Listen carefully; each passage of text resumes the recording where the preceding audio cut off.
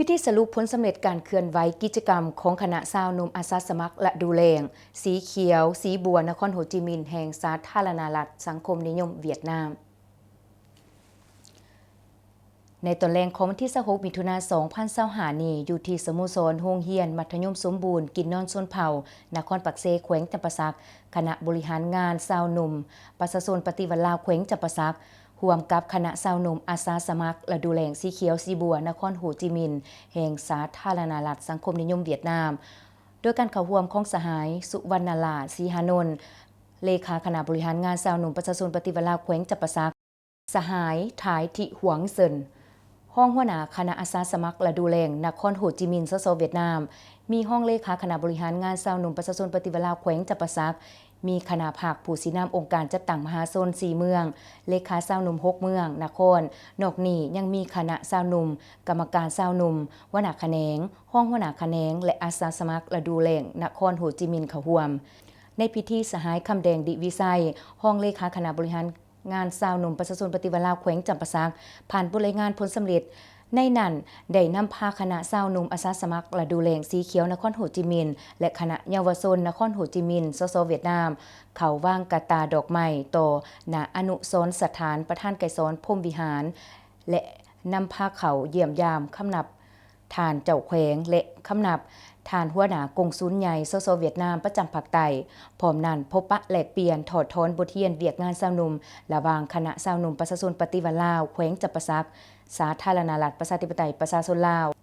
กับคณะชาวหนุ่มคอมมิวนิสต์โฮจิมินห์นครโฮจิมินห์สาธารณรัฐสังคมนิยมเวียดนามสำเร็จลงด้วยการกวดพญาจ่ายยาโดยบ่เสียค่าให้ประชาชนอยู่4เมืองคือเมืองพุนทองเมืองจำปาสักเมืองบะเจียงเจริญสุขและเมืองปากซองจำนวน 1,600 คน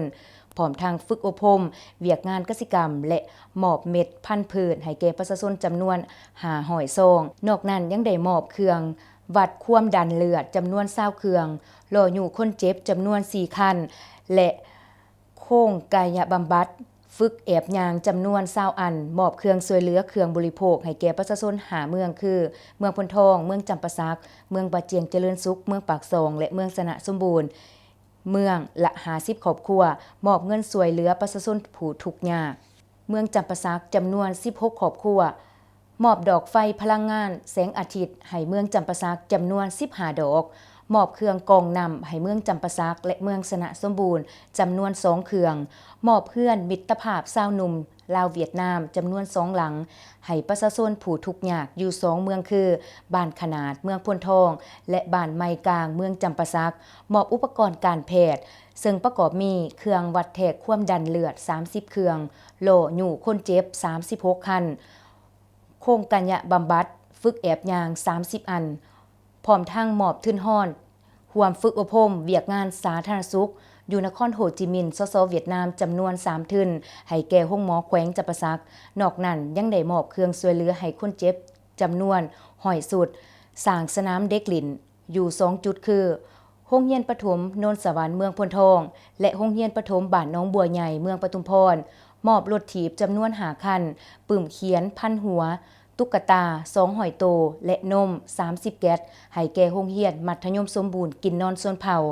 จัดฝึกอบรมภาษาเวียดและเฮ็ดกิจกรรมแต้มรูประบายสีห้องเรียนอยู่ที่โรงเรียนมิตรภาพลาวเวียดนามพร้อมนี้คณะเยาวชนนครโฮจิมินห์ก็ได้มอบทุนการศึกษาจำนวน10ทุนกระเป๋านักเรียน20หน่วยปื้มเขียน500หัวพร้อมทางจัดกิจกรรมแลกเปลี่ยนศิลปะร่วมกับเยาวชนโรงเรียนจัดฝึกอบรมเวียกงานIT การนำใส่โปรแกรม AI และภาษาเวียดนามที่มหาวิทยาลัยจำปาสักมอบคอมพิวเตอร์ตั้งโต๊ะจำนวน2สุดปรินเตอร์1เครื่องปื้มเขียน 2,000 หัว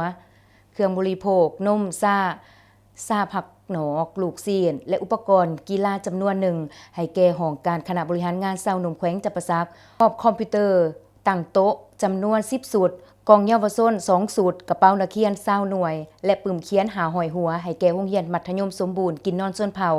จากนั้นสหายสุวรรณลาศรีหานนท์เลขาคณะบริหารงานชาวหนุ่มประชาชนปฏิวัติลาวแขวงจำปาสักต่างหน้าให้